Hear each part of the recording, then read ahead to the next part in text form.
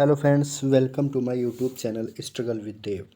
दोस्तों, आज का जो हमारा टॉपिक है वो फिर पेडागोजी का ही टॉपिक है, क्योंकि पेडागोजी का डर दूर करना है।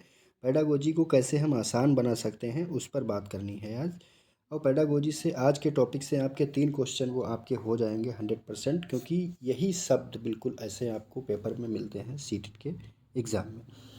तो सीटेट से घबराना नहीं है, सीटेट से इस बार डरना नहीं है, डटकर मुकाबला करना है। यदि परीक्षा पहाड़ है तो तुम भी माझी हो, जब तक इसे तोड़ोगे नहीं तब तक छोड़ोगे नहीं।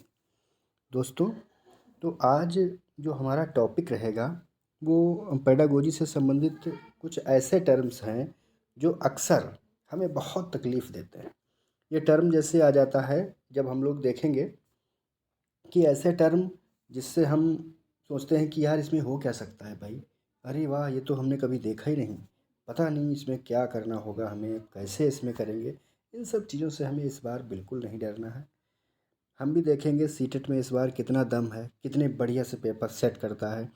अभी तो हम लोग टॉपिक से एक एक टॉपिक उठा रहे हैं, फिर इनसे क्वेश्चंस सीरीज़ पूरी करेंगे। तो आज के टॉपिक में जो हम लोग पढ़ेंगे पाठचर्या। सबसे पहले पाठचर्या और पाठ्यक्रम के बारे में समझेंगे। पाठचर्या और पाठ्यक्रम के बारे में जब हम लोग समझते हैं तो पाठचर्या और पाठ्यक्रम में हम लोग अंतर नहीं कर पाते हैं। देखो, पाठ्यक्रम जो होता है हमारा एक फ़िक्स कंटेंट कर दिया जाता है, सिलेबस।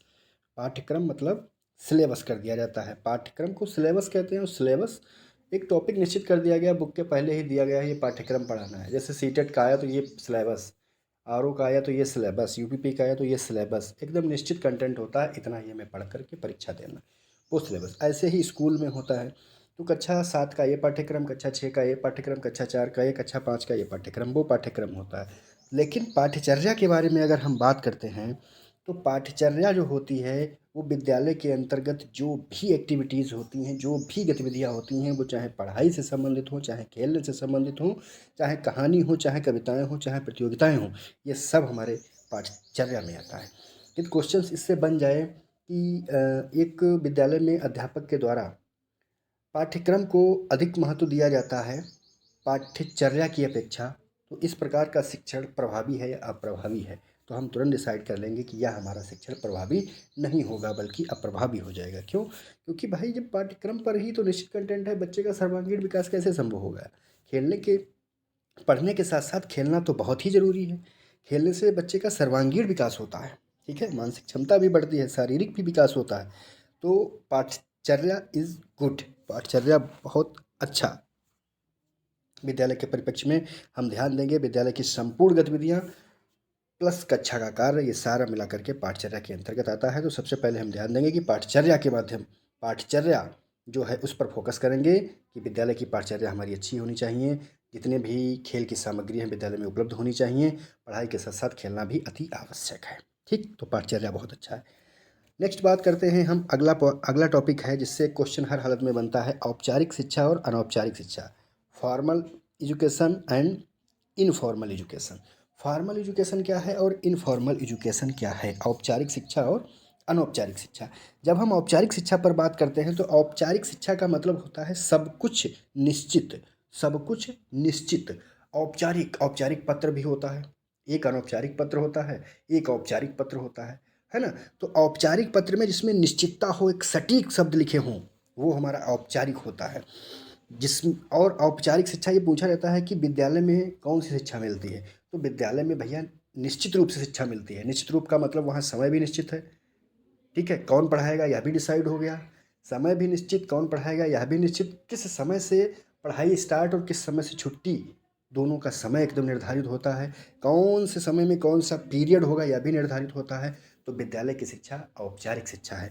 लेकिन शिक्षा तो घर पर भी मिलती है भैया भैया, तो घर की शिक्षा लेकिन हमारी औपचारिक नहीं अनौपचारिक शिक्षा है।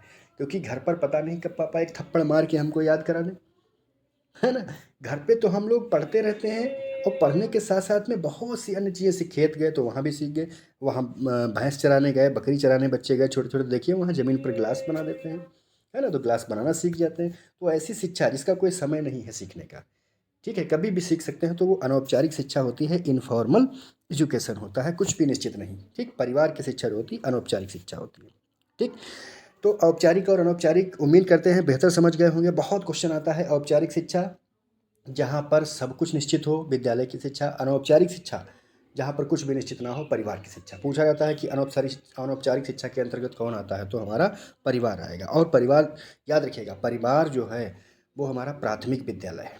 परिवार प्राथमिक विद्यालय, माताएं आदर्श अध्यापिकाएं होती हैं। ठीक है, नेक्स्ट हम बढ़ते हैं अगला, जो जहाँ से 2 क्वेश्चन बनते हैं, अपसारी चिंतन और अभिसारी। इससे भी बहुत अच्छे से क्वेश्चन बनते हैं। ठीक है, अपसारी का है डाइवर्जेंट थिंकिंग। क्या है?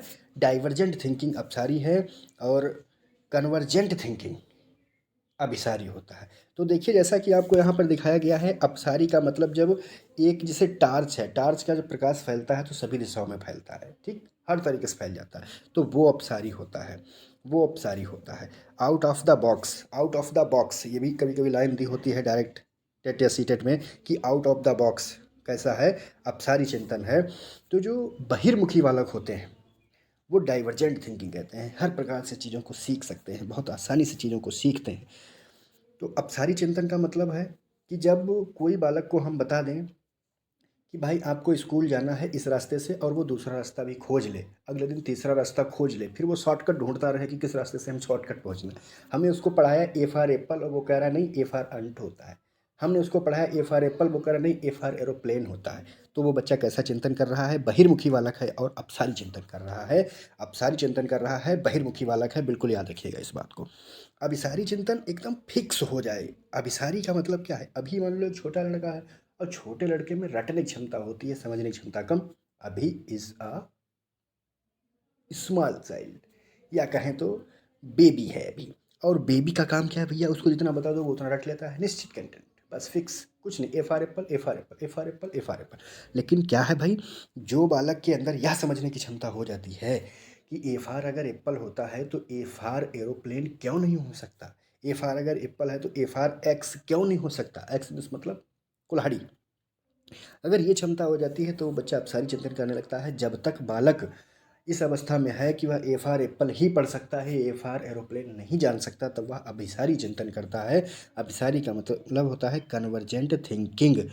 ए फॉर एप्पल तो ए फॉर एप्पल ही कहता रहेगा, तो वो हमारा जो चिंतन है, सोचने की जो क्षमता है, वह अभिसारी क्षमता होती है। तो जो थिंकिंग है वो 2 टाइप में है, अभिसारी और अपसारी। शायद उम्मीद करते हैं बहुत बेहतर समझ गए होंगे अपसारी चिंतन और अभिसारी चिंतन क्या। एक बार और रिपीट करते हैं, दूसरे एग्जाम्पल से समझने की कोशिश करते हैं। अपसारी चिंतन जैसे हमने कहा एक बालक से कि आपको विद्यालय जो है इस रास्ते से जाना है, तो बालक ने एक दिन तो गया बालक। कभी कभी हमारे साथ भी होता है, हम भी जब विद्यालय जाते थे तो यही करते थे, एक दिन दूसरे रास्ते से, एक दिन दूसरे रास्ते से, किसी दिन तीसरे रास्ते से, फिर सोचते थे कि यार इससे भी शॉर्टकट कौन मिलेगा, वो रास्ता ढूंढते थे। अगर इस प्रकार का बच्चा चिंतन कर रहा है तो वह जरूर बहिर्मुखी बालक है और अपसारी चिंतन कर रहा है। हमने बता दिया स्कूल के लिए बेटा ये रास्ता है, वो पूरे साल उसी रास्ते से गया, कभी उसने दूसरे रास्ते पे मुड़कर देखा ही नहीं, कभी उसने नज़र पलटी ही नहीं कि हमें उस रास्ते से भी जाना है। जब बालक ऐसा चिंतन करता है तो निश्चित मान लीजिए कि वह बालक अभी अंतर्मुखी बालक है और वह कन्वर्जेंट थिंकिंग में है, अभिसारी चिंतन कर रहा है। तो दोस्तों, हमको पूरी उम्मीद है कि ये जो आज के जो हमने 1 2 3 टॉपिक लिए हैं पेडागोजी के, ये कोई ऐसे मत समझिएगा अभी कोई सब्जेक्ट नहीं, ये सिर्फ पेडागोजी। और पेडागोजी के लिए एनसीएफ हम लोग पूरी पूरी पढ़ डालते हैं लेकिन समझ नहीं पाते हैं, और ये क्वेश्चन सिर्फ यहीं से बनते हैं। एक एक टॉपिक से ऐसे बेहतरीन क्वेश्चंस बनेंगे आपसे कि सच में आप देखेंगे तो कहेंगे वाह क्या हमने स्टडी की है। तो दोस्त, इस चैनल के माध्यम से आप लोग जुड़िए, ज़्यादा से ज़्यादा लोगों तक शेयर कीजिए, सीटेट में जो भी बच्चा है उस तक पहुंचाइए, निश्चित आपको सफलता मिलेगी। और इसी के साथ दोस्त जुड़ते रहिए, लाइक कीजिए, शेयर कीजिए। धन्यवाद।